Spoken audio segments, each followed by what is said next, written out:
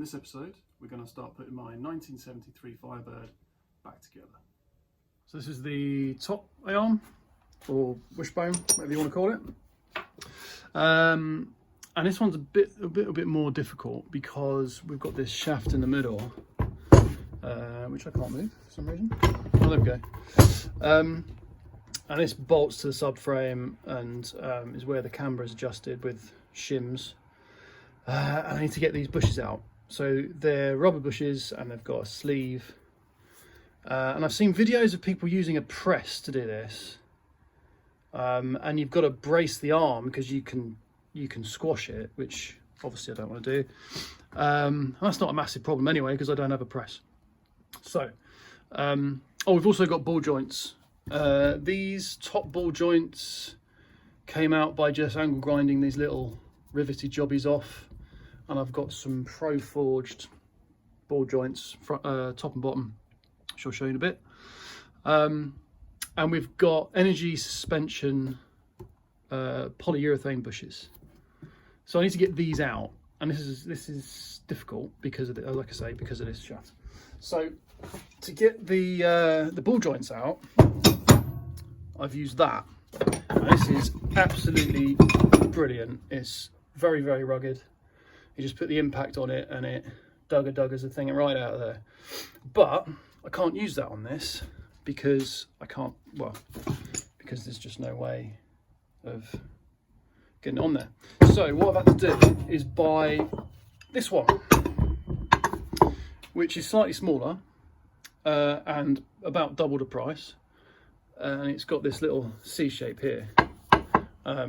Probably could have bought another one of these and cut it, but I've got this now, and it comes with loads of adapters and things which are useful. So what we've got to do is I'll set this up and I'll show you it coming out really easy with this. Right, so what we've got, this is just hand tight. So what we've got is the clamp, obviously, with this little C-shape pressing adaptery thing. See that in there? So that's up against the side of the bush. It does actually need a little bit of adjustment. And then we've got this receiver cup with just a cap on the end, or a couple of caps actually to push against. This is actually from the first ball joint press. So what I'll do, I'll just get that properly in place and then attack it with the dac. Right, so that's all nice and square. So we're just going to put the impact on the end there and hit the trigger, and it will just come out like butter.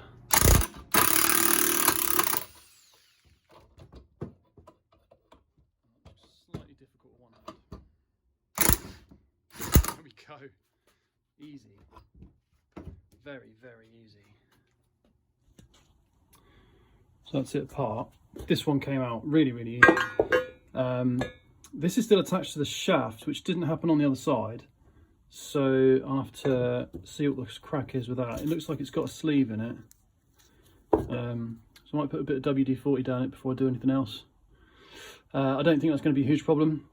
So I need to press in these sleeves from the energy suspension polybush kit. And I need to take the bump stop off as well because it's all cracked and knackered. I haven't actually bought any bump stops, but I'll probably just buy factory ones for the minute. A bit of WD-40, that came out no problem at all. It's a little bit rusty, which is why it was seized, I guess. So next thing to do is to press in the new shells, which I'll show you. That's pretty easy with this tool as well. You'll notice I'm saying it's easy a lot. The reason for that is because doing it without this tool is not easy. I absolutely recommend this. It's worth the 100 quid or whatever it cost me. Absolutely. Right, so the hardest thing about this seems to be finding the right adapters to use. So we've got nothing on this side. We've got the arm, the case, a little receiver, which is not receiver anymore. It's just exactly the right diameter for the casing, and just a cap on the end to take the threaded bar. So I've just noticed that that's not enough thread. Okay, so that's going to work a bit better. So we're using this one now because we need some thread up here to press it in. So I don't even need the big impact gun for this. I can use the little one. What I will do though is put a bit of WD-40 in there just to lube it a little bit, and then that should go in there pretty nicely.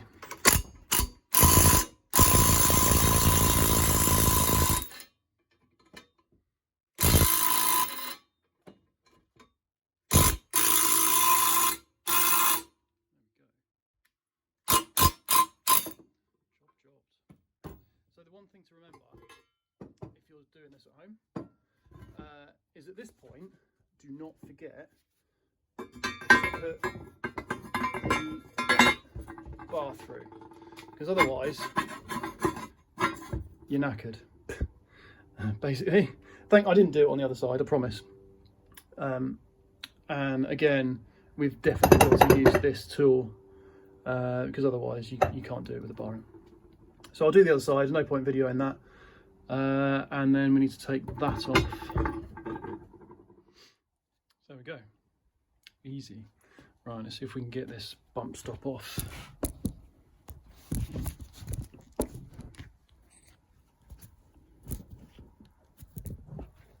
See if we can point the camera at it. There we go.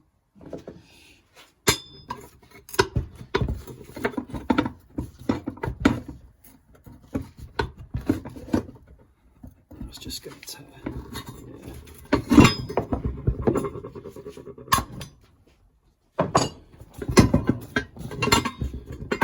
Probably a good job I did that, because that is knackered. Should have bought new ones, never mind. So that's both of these top arms done, so they can go off to powder coating. I have actually done the bottom ones.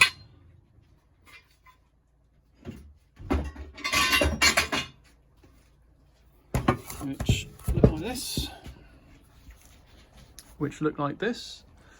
So I've already done the ball joints. I pressed them in, quite easy. And these came out. I didn't have the tool at the time, so I hammered them out, and I used the vise. I didn't video any of it because it's just bashing things with a hammer. And what you've got, the important thing to do is to brace this in here, because what you don't want is for this to close up.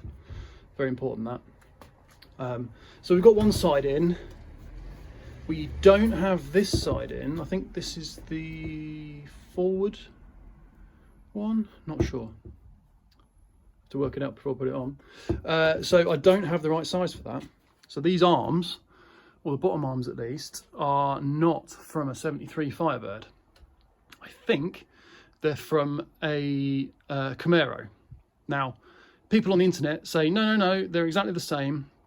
Well, I don't think they are, because the energy suspension kit for a Camaro has got different size, lower, front or rear bushes. Just one of them is different, as far as I can see. So I'm waiting for that to arrive from America. That's going to take a little while. I'm away for a couple of weeks now anyway, so they should arrive while I'm away, and I can just press them in, and then these can go and get powder coated. You might be wondering why I'm fitting things before powder coating, and that is because when I get them back from powder coating, I'm not going to want to scratch them with the pressing tools and stuff. One thing I do need that I don't know where to get is these little captured nuts. I could probably fashion something, but if I can buy them, I'll do that. These are the nuts that the bolts for the shock absorber go into.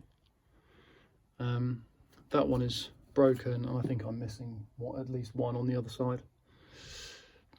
So that's something to do. I've got a load of steering parts, which I'll show you. Not now, because they're all in boxes still. There's loads of parts to show you. So I think that'll do for suspension arms for the minute. So I've finished cleaning up the A-arms, control arms, wishbones, whatever you want to call them. I know I said I was going to get them powder coated, but the powder coaters wanted 200 quid, so I've just done it myself with a wire, a brush and some paint, which is much cheaper. The final solution for these arms is actually an aftermarket version, so I didn't want to spend loads of money on them, but I do want them to look clean, so here we go.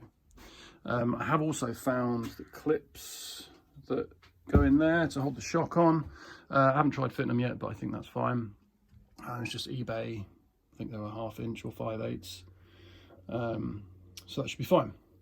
So there's just a couple of areas still drying on those, but that will do for the moment. Before I forget, so we spoke about this bush last time, or in the last segment, sometimes past, and the weight on those was 10 to 12 weeks, I think, or 13 weeks. I think that's a worst case scenario, so hopefully they turn up soon. It has been 3 weeks since I ordered them, so I'm hoping I don't have to wait another 3 months. That would be a pain, but those are ready to go apart from that. So something else that's happened is that the subframe has come back from the powder coaters. I don't know whether I actually told you or not, but I sent the subframe off, got it shot blasted and powder coated. I told them to make sure they do the inside of it, which they have to a degree. I guess it's difficult to get the powder coating gun inside. So what I've done is emptied an entire can of cavity wax inside there, and I'll probably do it again when it's in the car, so that any sort of areas that would get puddles in get nicely treated. So I think that'd be good. I was going to seam weld it, I didn't, and I slightly regret it. I hope that doesn't bite me in the arse later. You can see that it's 2 pieces of stamped steel welded together. It's quite thick, and the factory welded it, sort of. They've not done a great job. I should have done that, but I didn't, so there we go. I was gonna strengthen some of these suspension mount points as well, so hopefully I don't regret that, but that's all ready to go back on. We've got some nice solid bushes for it as well, so that'll be a job on its own, and I need to align it somehow. I could do with knowing how to do that, if anybody knows. The factory apparently used pins to align it in the body, but I'd like to measure something on the back to make sure that it's actually square with the rear axle. So yeah, if anyone's got any ideas about that, stick it in the comments. Right, UMI Performance solid body / subframe bushes. This should firm up the front end, no end. Don't know if you remember from one of the previous videos when I suspended the body with axle stands, the front drooped down like you wouldn't believe. So these are a welcome addition. The old ones just fell out, they're rubbish. And we want a nice tight chassis, so this is what we've got. Now they're different sizes for different fittings in, or different locations. So we've got instructions. We've got some lube. We need to lube up the faces, so that, I presume, so they don't squeak. There is quite a lot of play in the bolt holes. I'm going to assume that's for alignment, and they don't actually need to be snug. They don't mention it, but I'm going to put some copper slip on the bolts so we don't get them all seized. Hopefully this car isn't apart too many times in the future. But best practice, copper slip, so I'll be doing that. Alright, subframe is attached, so you can see that subframe is sandwiched between 2 solid bushes. These are just hand tight at the moment until I can align it. They're all greased up though, and the bolts are copper slipped. So I'm pretty happy with that. That's the rear and the middle done. The core support, I haven't decided whether I'm going to actually fit those yet, because there's still quite a lot to do with suspension arms and things, so that might be how that sits for a minute while I try and work out how I'm going to align it. We've also got some new steering components. So I was just going to buy standard factory replacements from Rock Auto, but you couldn't actually buy this centre bar. So I ended up getting a whole kit from ProForged, and they seem pretty good quality. They're all sort of greasable ball joints. Got a brand new idler arm. I need to find out the torque settings for all of these, because it seems to be difficult, or I couldn't see them in the Haynes book. Obviously we've got tie rods, inner and outer, and then this end attaches to the steering gear or steering box, which I'm going to rebuild. That's going to be a separate job, I think.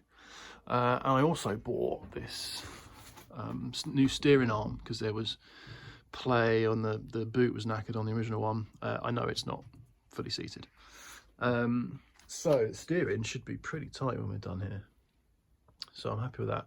I think that's it for steering for the moment. There'll be another video on the steering box, so the next thing to do is sort the brakes out. So as part of rebuilding the front end, I'm gonna refurb these standard calipers. Again, brakes will be changed, but I might as well clean these up. They need to work, and they weren't brilliant. So I've removed the seals, which wasn't too difficult. Inside the bores, that does not look good. So I'm going to try and clean this up and see how we get on. I don't want to buy standard calipers, and I don't want to upgrade the brakes yet, so I need to try and make this work. I'm going to attack them with a wire brush, and if that works, then I'll paint them and put them back together.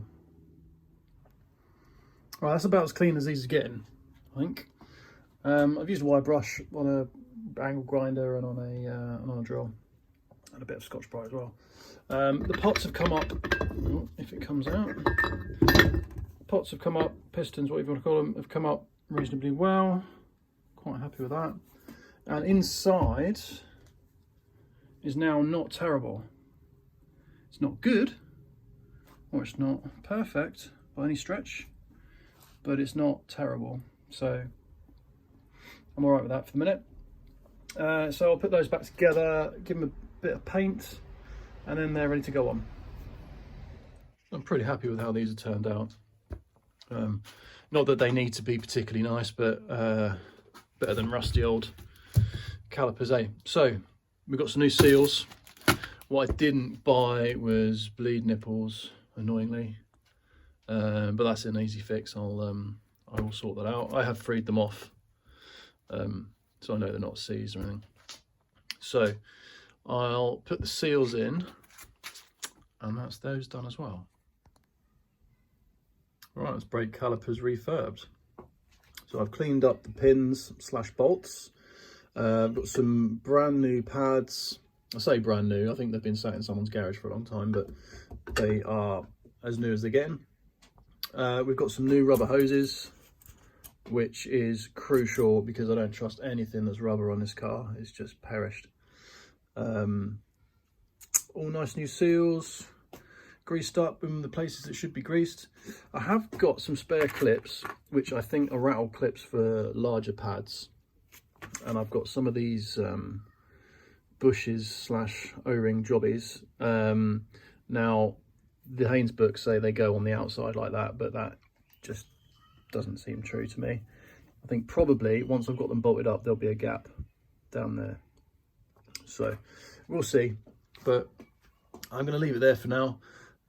Thank you very much for watching, and if you want to support the project, there's a link in the description. See you next time.